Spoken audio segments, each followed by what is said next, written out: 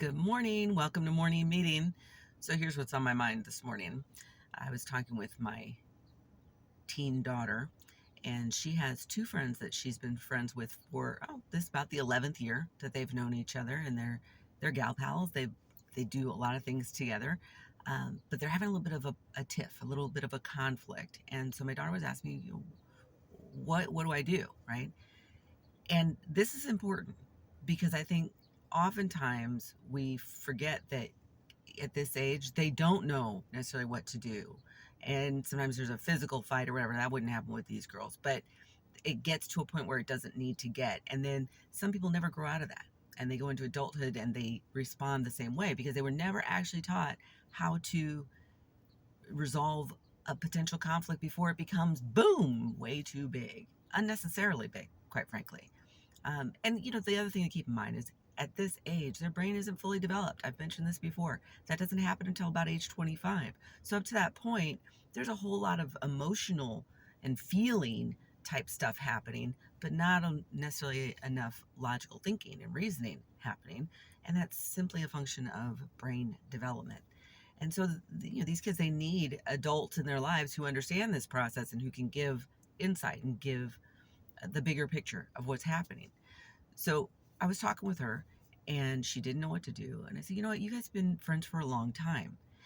Do any of you have a track record of saying mean, nasty things about each other behind your back? No. Okay. Do any of you have a track record of doing any sort of bully behavior behind each other's back? No. Who does? And then she mentioned the person who does, who's part of their extended friend group. And I said, So this isn't about that person. I don't want you to bring that person into it, even though they may have been the one who caused this issue. What I want you to do is get together with your friends, your two friends, sit down, have some tea, go to a local cafe or whatever, and do it this week and sit down with them and bring this up.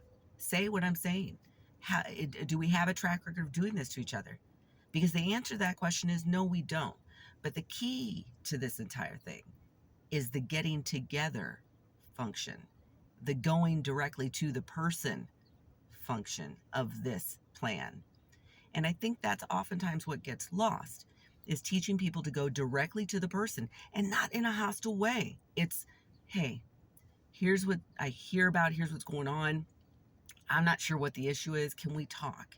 Can I buy you a cup of tea? Can I buy you a chocolate? Can we just sit and talk? Because I don't want this to get blown out of proportion. It doesn't need to.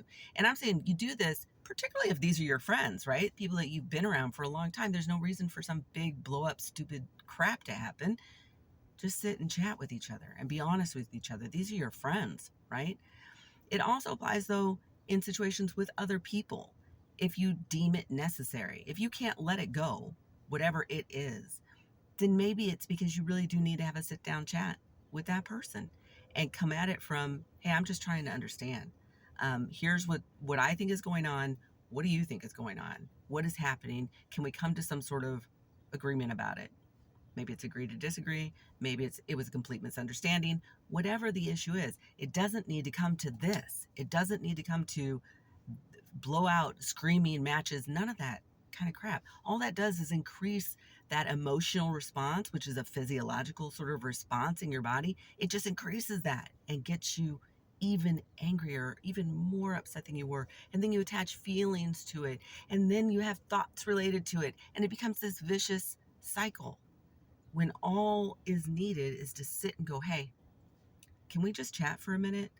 And maybe, yeah, it's hard, but maybe if we all are doing that, we can reduce the amount of conflict in our lives and in the world if we're willing to have those kind of conversations.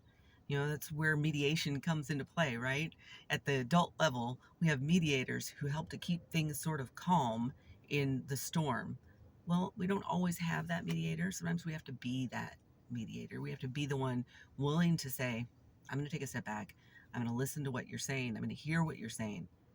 And then I'm going to speak up for myself because that's important too.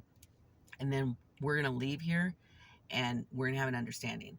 Maybe we leave friends, maybe we don't, but we're going to leave this situation with an understanding and something calm. And I think that is hugely important to teach young people so that when they become adults like you and I, They know how to handle their shit. It's really that simple. They know how to handle their shit. And then they don't get into trouble. I don't know. That's my thought. That's what's on my mind today. See you later.